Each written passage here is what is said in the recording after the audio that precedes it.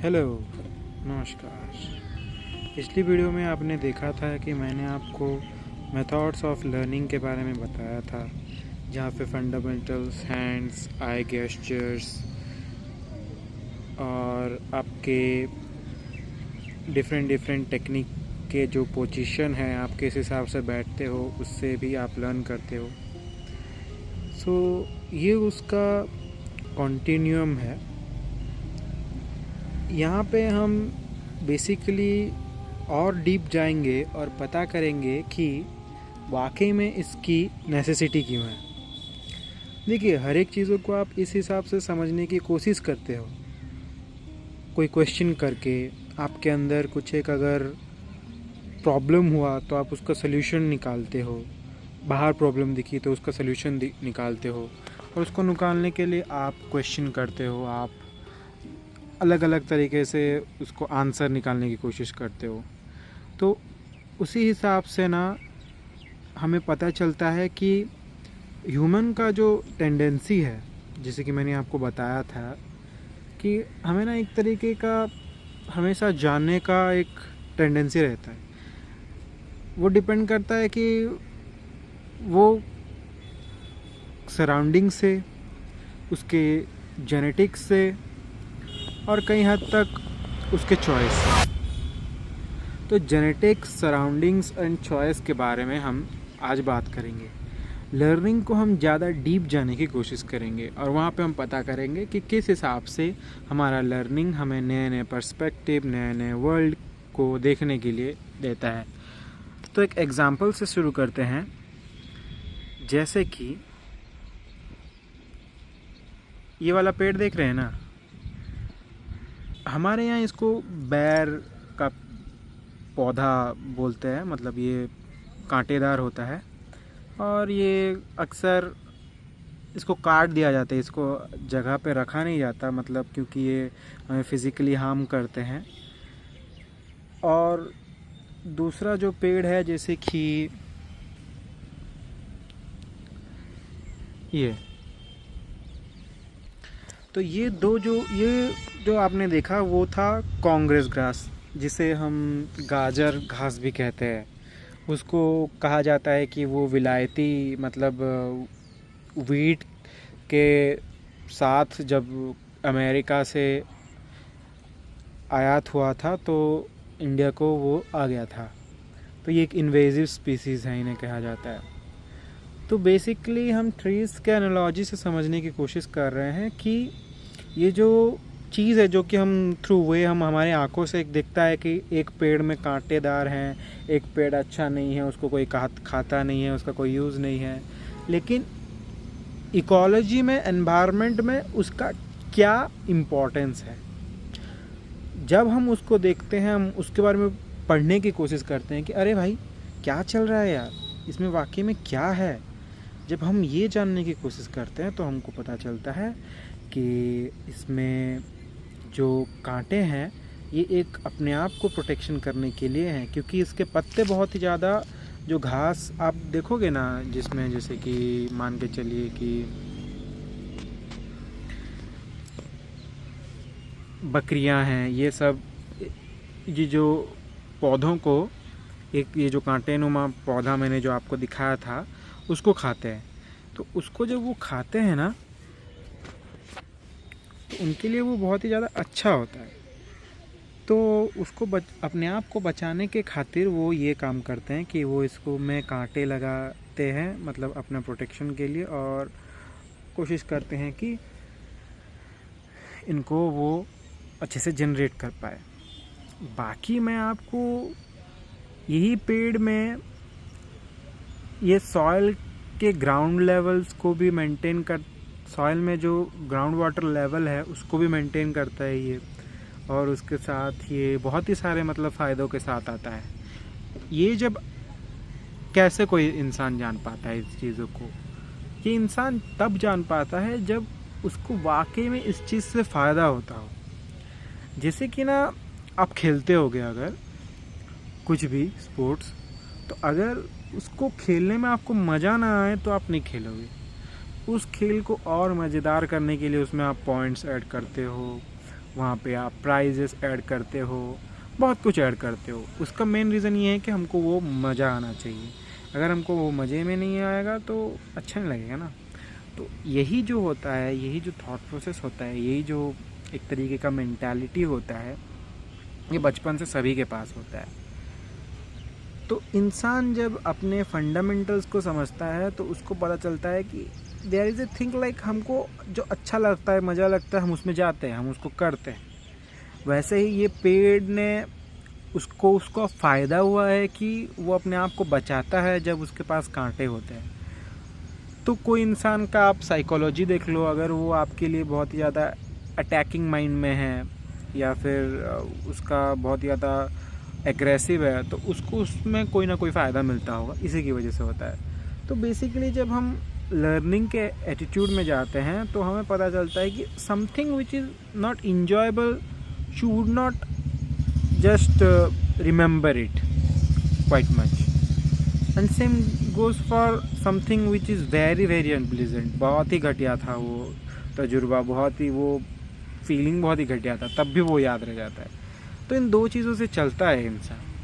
तो हमें क्या लगता है ना कि हम जब इन्फॉर्मेशन पढ़ते हैं तो हमको लगता है कि वो इन्फॉर्मेशन बस बुक्स की है, वो इन्फॉर्मेशन बस वर्ड है।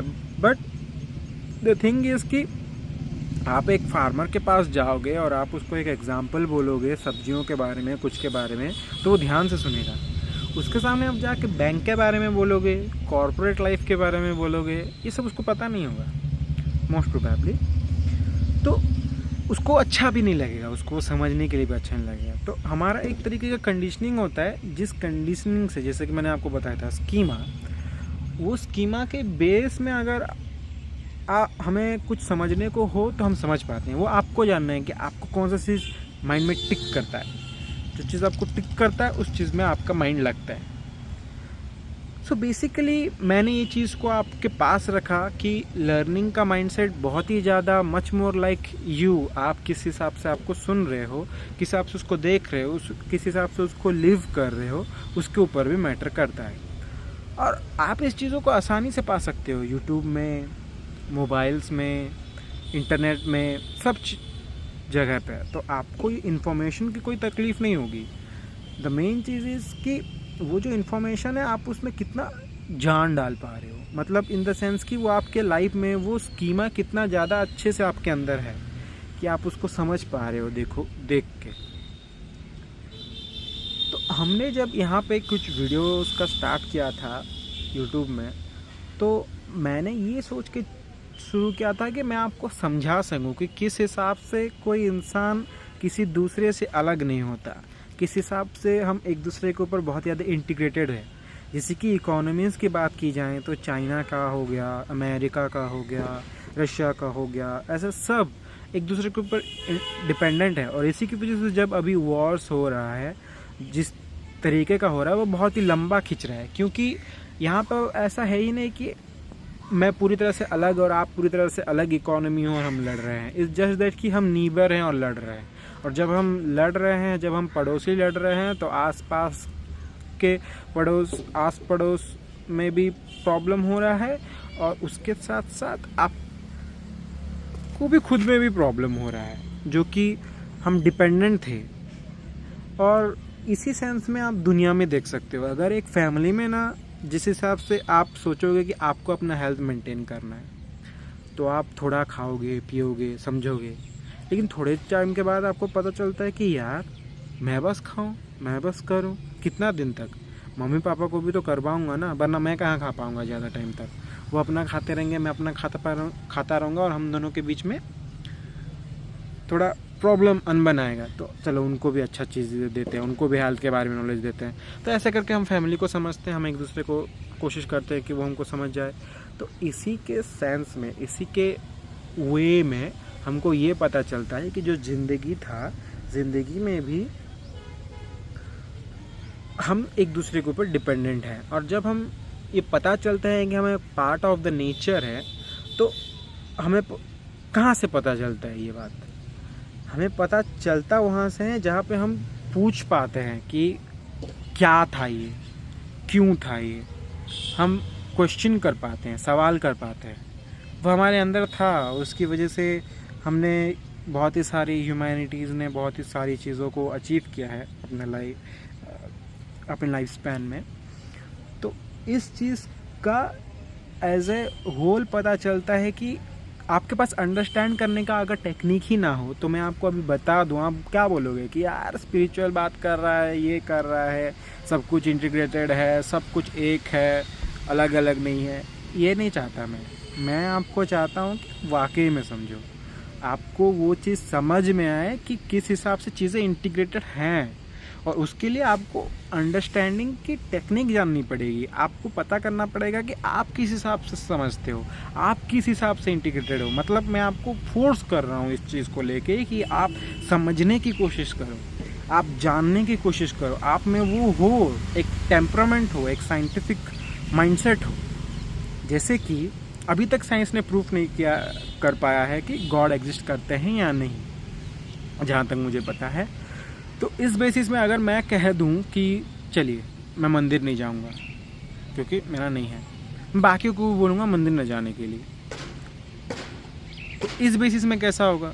नहीं होगा, राइट।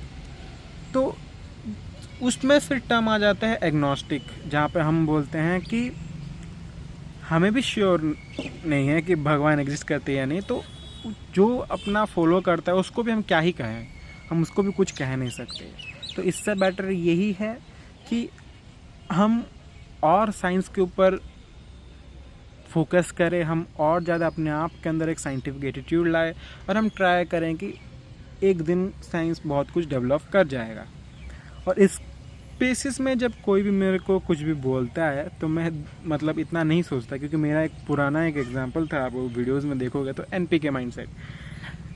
आपके अंदर अगर वो साइंटिफिक टेम्परामेंट नहीं है तो आप नहीं जान पाओगे कि आप जिस टेक्नोलॉजी से अभी एक दूसरे के साथ मेरा बात को सुन रहे हो, वो सब चीज़ साइंस की बदौलत थी।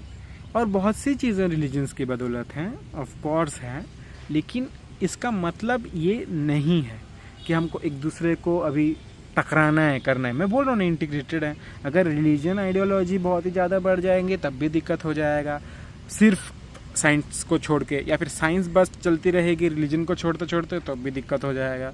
तो इन दोनों को मिला जुला के, जो कि रियलिटी में जो कि पता में चलता है कि क्या चल रहा है, भाई चल क्या रहा है, तो problem, what is the problem, आखिर हमें प्रॉब्लम क्या है। तो हम फिर जानते हैं कि यार हमारे पास भरे पड़े इन्फॉर्मेशन है। 2026 दिस ईयर, अभी से बोल रहा हूँ, अभी तक कितने ज़्यादा इन्फॉर्मेशन आपके पास मौजूद है इस टाइनी से डिवाइस के अंदर, आपको पता है? नहीं, हमें भी नहीं पता। लेकिन हम बोल रहे हैं कि हम क्या उसको इस सेंस में कल्टीवेट कर सकते हैं एक माइंड को, जहाँ पे हमको नेचुरली जानने का मन हो, जहाँ पे हम किसी को ब्लैक या वाइट ना कह दें, कोई चीज़ नास्तिक या आस्तिक ना कह दें, हम बोलें कि ये दोनों को मिटाते हैं, चलो खुद कोशिश करते हैं जानने का। उस तरीके का माइंडसेट हो सकता है क्या? क्योंकि देखो, एग्नी, सफरिंग, ये सब तो है ही, तो फिर भी समझ नहीं पा रहे हैं कि क्या हो रहा है क्या नहीं, कितने कितने मर रहे हैं, कितने कितने स्पीसीज़ ख़त्म हो जा रहे हैं, कितना हमें प्रॉब्लम हो रहा है, ये सब कुछ। तो हम बस ये कहते हैं कि यार हमें प्रॉब्लम है, राइट, हम प्रॉब्लम में है, तो हम अपना प्रॉब्लम का सोल्यूशन डालते हैं। उससे ज़्यादा क्या होना है? अब इसमें आप बोलोगे कि यार मेरे को तो कोई प्रॉब्लम नहीं हूँ, मैं तो आराम से देख रहा हूँ मोबाइल पे, मैं तो आराम से अपने आप को एंजॉय कर रहा हूँ। तो मैं बोल रहा हूँ वही, अगर आपको कोई प्रॉब्लम नहीं है फ़िलहाल के लिए, तो आप मत देखिए। जब आपको प्रॉब्लम आएगा आप ऑटोमेटिकली समझ जाओगे। बस मैं इतना कहूँगा ना, सेंसिटिव थोड़ा रहा करें। आपके लाइफ में अगर प्रॉब्लम है तो आप भूलिए कि भाई मेरे लाइफ में प्रॉब्लम है। उसको भूल जाने के लिए अलग अलग आदतों से लत लगा के अपने आप को गलत ना करिए। क्योंकि ना मैं ये देखने को पाता हूँ ना कि साइंटिफिक टेम्परामेंट एक इंसान के अंदर आता तो है, लेकिन वो कंप्लीट नहीं हो पाता। वो तब कंप्लीट होता है जब वो आके आपको समझाता है कि भाई आप भी करो, क्योंकि उसको पता चलता है कि नहीं, अकेले में ये नहीं बनता, इसको सबके साथ शेयर करना पड़ता है, इसको सबको समझाना पड़ता है कि वाकई में चल क्या रहा है। अब सायरन बज गया, मतलब बोल रहा हूँ ना, ये बहुत ज़रूरी है, इसलिए सायरन बजा है। साइंटिफिक टेम्परामेंट बहुत ज़रूरी है। साइंटिफिक टेम्परामेंट मतलब भी अगर कोई ना समझ पाते हो तो मैं बस ये इतना ही बोलूँगा कि एक वैज्ञानिक तकनीकी स्वभाव वो आपके अंदर हो। आप तथ्य के हिसाब से चलो और आप मान्यताओं को थोड़ा खारिज करते करते चलो। आप जितना तथ्य के पास जाते जाओगे आपको धीरे धीरे मिल जाएगा। मैं ये क्यों कह रहा हूँ, क्योंकि मुझे दिखता है इस लाइफ में प्रॉब्लम कि हर कोई बस मैं अपना देख देता हूँ भाई, बाकी का कोई फ़र्क नहीं पड़ता, मैं बस अपना देख लूँ। भाई आप समझो ना, आप किस तरीके से डिपेंडेंट हो, आपकी सांसें कितने सारे चीज़ों के ऊपर डिपेंडेंट है। आप ऑक्सीजन ले रहे हो, कार्बन डाइऑक्साइड छोड़ रहे हो। कोई अगर वो ऑक्सीजन को बनाएगा नहीं, कोई कार्बन डाइऑक्साइड को लेगा नहीं, तो वो कैसा हो जाएगा? फोटोसिंथेसिस नहीं हो रहा है तो कैसा हो जाएगा? तो ये सब तो डिपेंडेंट है ना, सभी चीज़ें तो डिपेंडेंट है। और पहले पहले में ना ऐसे शुरू में लगता है कि एक पौधे को इंडिपेंडेंस टाइप का लगता है कि मैं अकेला बढ़ूंगा, पर धीरे धीरे पता चलता है कि जंगल ही सही था, जंगल में बढ़ना ही सही है। यही सबसे आपके लिए है कि आप एक जंगल को इमेजिन करो, वहाँ पे आपको मैक्सिमम लॉन्ग लिव ट्री मिलेंगे, वहाँ पे आपको मैक्सिमम फ्लोरा मिलेगा, फौना मिलेगा, आपको वहाँ पे मैक्सिमम हेल्थ भी दिखने को मिलेंगे। लेकिन उसके साथ साथ वहाँ पे आपको मैक्सिमम डेथ भी दिखने को मिलेंगे, आपको वहाँ पे बहुत ही अलग अलग चीज़ें देखने को मिलेंगी। तो मैं बोल रहा हूँ कि एज ए होल जो सिस्टम है वो फ़ायदे का है। वो जब जंगल होता है तो फ़ायदे का होता है। अब मैं बोलने को चाह रहा हूँ कि देखिए, फॉरेस्ट, ये जंगल, ये सब चीज़ों ने तो अपने आप को इंसान के हाथों में छोड़ दिया और इंसान तो उनको काटते जा रहा है। अब हम हैं, हम भाई शहर में हैं, हम अगर गली मोहल्ले में हैं तो हमको क्या दिखता है? हमको दिखता है कि भाई ये सब चीज़ तो गया यार, हम तो कुछ नहीं काम कर रहे हैं, ये डूब रहा है, वो मर रहा है, हमारा कोई सल्यूशन नहीं आ पा रहा है, हम कुछ समझ नहीं पा रहे। तो यही होता है, आपको बस यही नहीं करना होता। एक साइंटिफिक टेम्परामेंट में आप एक अगर पर्सपेक्टिव नहीं पा रहे हो कि मैं कितना छोटा हूँ और ये दुनिया कितनी बड़ी है, मैं इसका कितना छोटा सा पार्ट हूँ, तभी आप समझ पाते हो। तो हमें क्या करना चाहिए एज ए होल? नेचर को तो बहुत सी चीज़ें पता है, हमें तो बहुत सी चीज़ें नहीं पता। हम तो अभी भी साइंस में चल रहे हैं, साइंस को तो अभी तक नहीं पता गॉड है या नहीं, कुछ है या नहीं। तो जितना हुआ है साइंस के बदौलत हम कम से कम एक दूसरे के साथ बात तो कर पा रहे हैं। जब हम इस तरीके से बात कर पा रहे हैं तो दिक्कत क्या है? दिक्कत ये है कि हम बात करने के बाद भी हम एक्सेप्ट नहीं कर रहे हैं कि हम कौन से मीडियम से बात कर पा रहे हैं, हम उसको रिस्पेक्ट नहीं दे रहे हैं।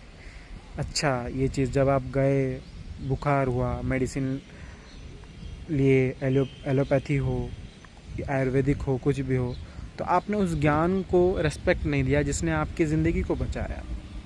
मैंने आपको कहा, अगर एक बात भी आपको लगे कि टिक की कि अच्छा इस बंदे ने कुछ सही किया, तो आप उस सही चीज़ को, उस सही ज्ञान को आपने रिस्पेक्ट नहीं दिया। हमें रिस्पेक्ट नहीं चाहिए, कोई किसी को रेस्पेक्ट नहीं देना चाहिए। That education should be respected. If someone is educated then there education should be respected. उनके ज्ञान, उनके समझ की कद्र होनी चाहिए, उससे ज़्यादा कुछ नहीं। फ्यूचर में आपको दिखेगा कि मैं बहुत सी चीज़ें आपको समझाऊंगा, दिखाऊंगा भी लाइफ में वीडियोस के थ्रू। तो बने रहिएगा। धन्यवाद।